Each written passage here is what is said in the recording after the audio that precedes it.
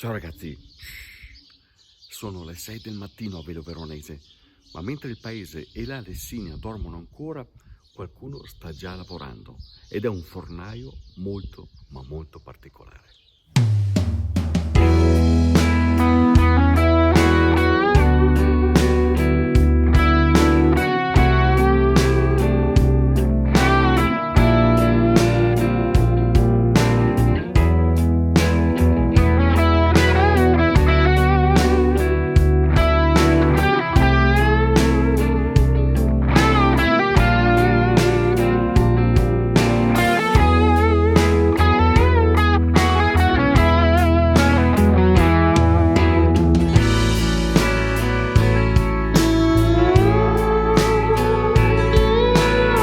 Mauro Ferrari non è un fornaio qualsiasi, lui è l'uomo degli alberi, perché è in questa veste che io l'ho conosciuto già diversi anni fa, perché lui lavora il legno della Lessinia e non solo, per carità, però attraverso martelletto, scalpello e creatività traduce nelle sue sculture le sue emozioni, i suoi stati d'animo, i sentimenti, ma fa anche il fornaio. Ma che cos'è che unisce il legno e il pane?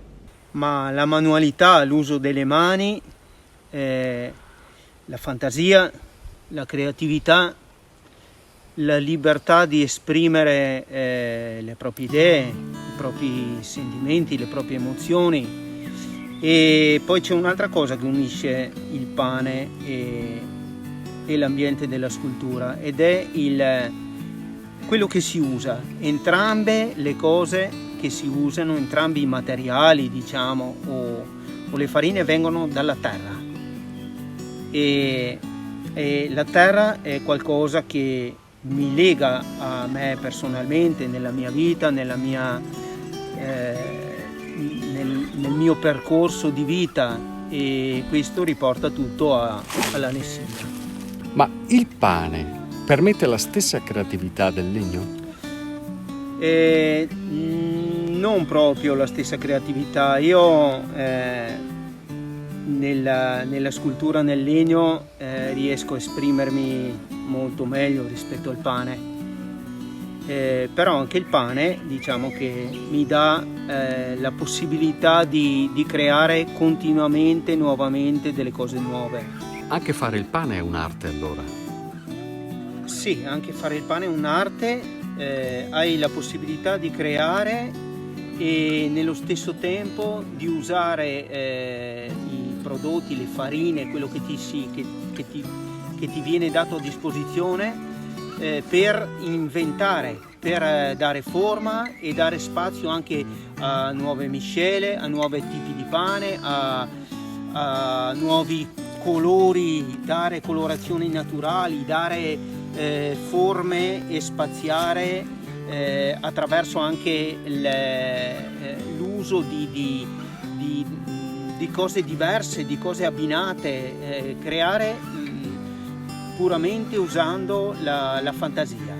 Quindi oggi il fornaio non è più quello che fa il pane comune per tutti, deve essere uno specialista. Sì, deve essere uno specialista, perché hai a disposizione un'infinità di ingredienti. Io ad esempio per le colorazioni uso tutti i prodotti naturali, come può essere per il rosso uso la rapa rossa, la barbabietola, oppure per il verde uso l'alga spirulina, poi l'abbino con i semi di girasole o con le olive, di modo di creare quel contesto mare e riva del mare, ad esempio con gli olivi e i girasoli. C'è spazio per creare un'infinità di cose. Io ad esempio faccio lo Schuttelbrot perché sono convinto che la montagna, la Lessinia, è cugina dell'Alto Adige, e poi mi dà anche spazio per creare un pane che puoi utilizzare in tanto tempo. Una miscela di spezie che puoi abbinare anche ai cibi di una cucina, cosa che si abbina molto anche alla Lessinia, perché è ricca di piatti molto forti, molto con un carattere molto corposo, molto forte, e si abbinano a dei pani secondo me molto speziati, molto forti, anche pani di segale o pani di grano saraceno, farro, è un'infinità di cose che insomma il fornaio di oggi deve saper fare, deve saper adattarsi, perché il passato è una cosa che sì, può darti un po' di esperienza, però quello che noi dobbiamo guardare è il futuro, è quello che c'è davanti.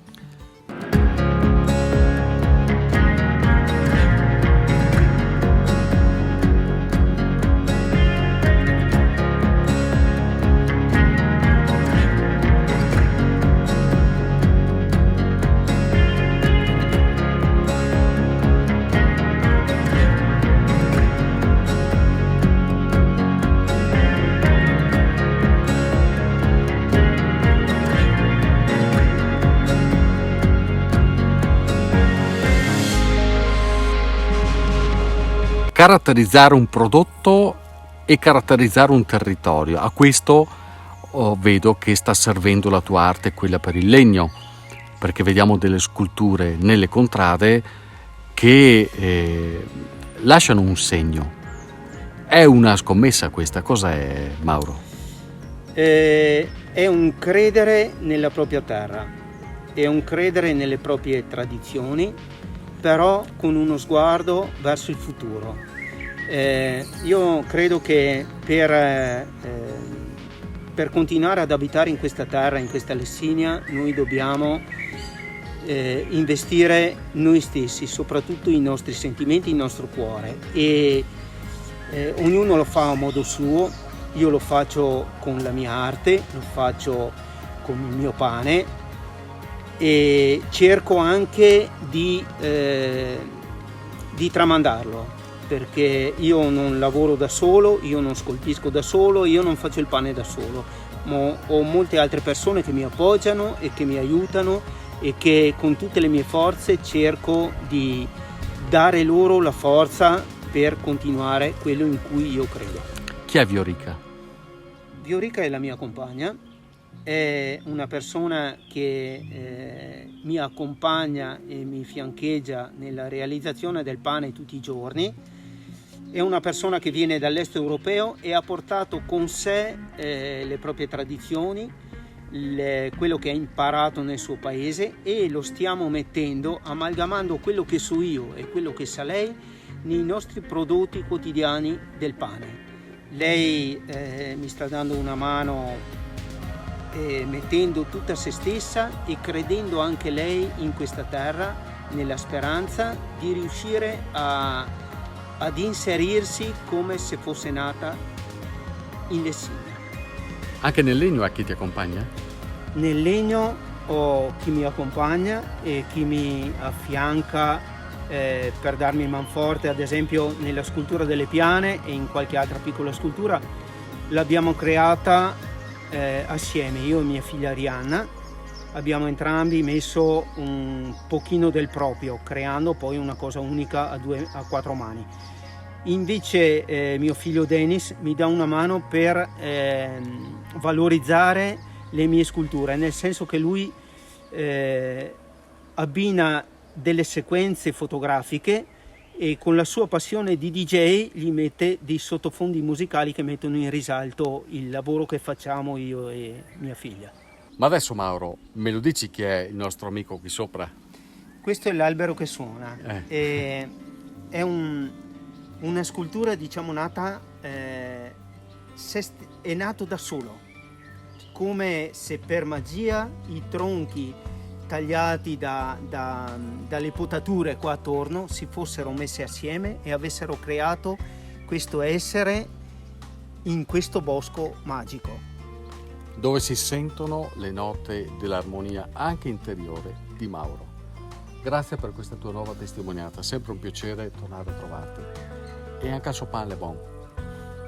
Ciao ragazzi, ci vediamo prossimamente, magari anche qui nei posti.